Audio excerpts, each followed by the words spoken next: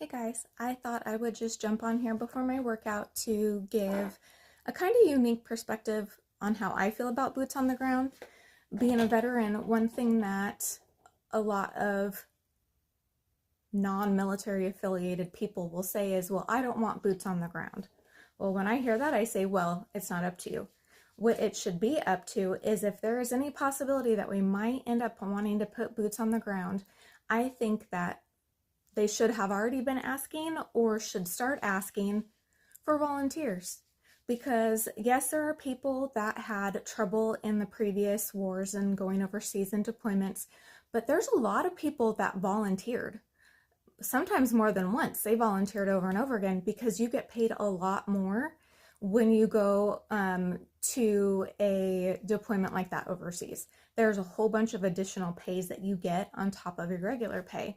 So I know a lot of people that had told me that they volunteered to go over there. So that's something that we need to think about. No, I don't want any of our boots on the ground killed. I don't want any of our soldiers or Marines injured in any way. But if in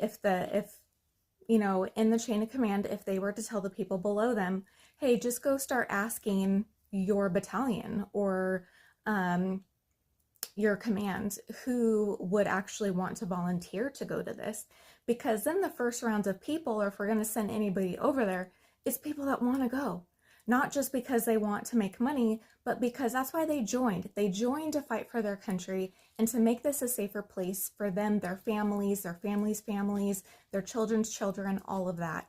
So that should really be up to them. And you know what? They're going to have some people that will want to go and some people that won't.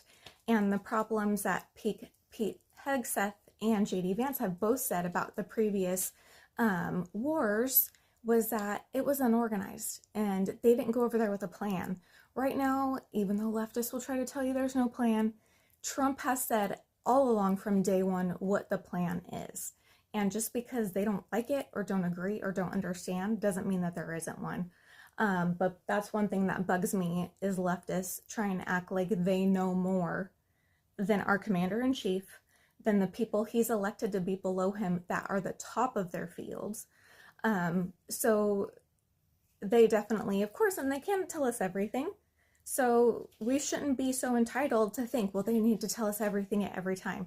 No, they don't. That's how wars get won. That's how people come home uninjured and alive. So that's something I really think. I think that by now, if they haven't already, they should start putting feelers out there for who in their